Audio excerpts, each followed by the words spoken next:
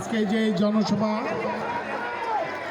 প্রধান অতিথি মোয়াজ্জেম হোসেন আলাল ভাই, উপস্থিত বিএনপি নেতৃবৃন্দ, উপস্থিত মহিলা দলের নেতৃবৃন্দ, উপস্থিত ছাত্র দলের নেতৃবৃন্দ, স্বেচ্ছাসেবক, মহিলা দল সহ তাঁতি দল, কৃষক দল সহ সবাইকে আমার আন্তরিক শুভেচ্ছা ও ভালোবাসা। আসসালামু আলাইকুম।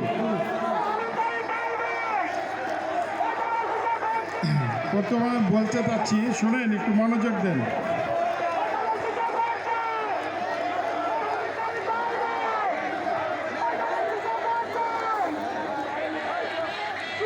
ঠোঁটা ব্রিজের ভিত্তি স্থাপিত হয়েছিল বিগত বিএনপি সরকারের আমলে, কিন্তু বিগত আওয়ামী লীগ আমলে 15 বছর তা বাস্তবায়ন করা হয়নি। আপনাদের দোয়া ও সমর্থন নির্বাচিত হতে পারলে আমি এই অসম্পূর্ণ কাজটি সম্পন্ন করা হবে ইনশাল্লাহ। বিএনপির সাবেক সংসদ সদস্য জনাব মীর শওকত আলী এবং জনাব নাসিরউদ্দিন আহমেদ পিন্টুর যে উন্নয়নের সূচনা করেছিলেন কামরাঙ্গীরচরকে, তা আগামীতে অব্যাহত রাখার সর্বোচ্চ চেষ্টা করব।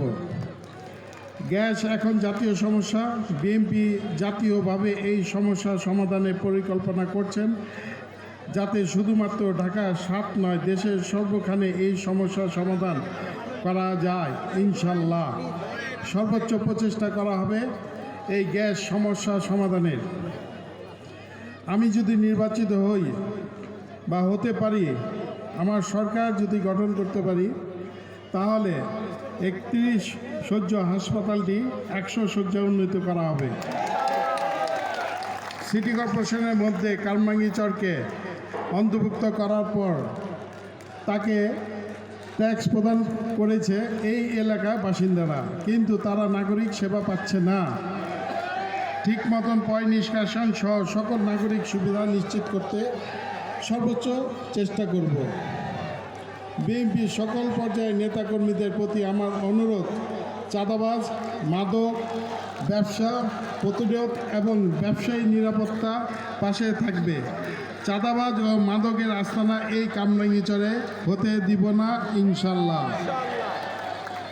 বিএনপি একজন তৃণমূল কর্মী হিসাবে বলতে চাই, গাইবী মামলা জন্মস্থান এই কামরাঙ্গীরচরে। এখন থেকে গাইবী মামলার সূত্রপাত হয়েছিল। আমার নির্বাচিত হলে কোনো প্রতিহিংসামূলক রাজনীতি আমরা করব না।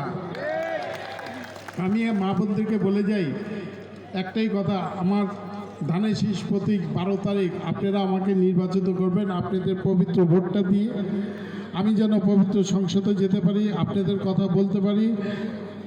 আমার বিশ্বাস, আমি যদি নির্বাচিত হই, আমার সরকার যদি নির্বাচিত হয়, তাহলে আমি সংসদে যে আপনাদের দাবিগুলি আমি আদায় করতে পারবো, এটা আমার অনেক বিশ্বাস আছে।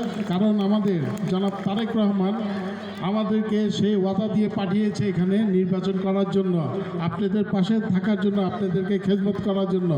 ইতিমধ্যে দেখেছেন আমি কিছু কিছু কাজ করেছি। আপনাদের চারিদিকে মসজিদ মাদ্রাসা একটু খোঁজখবর নিয়ে দেখবেন। সামাজিক অবস্থাও আমি করেছি।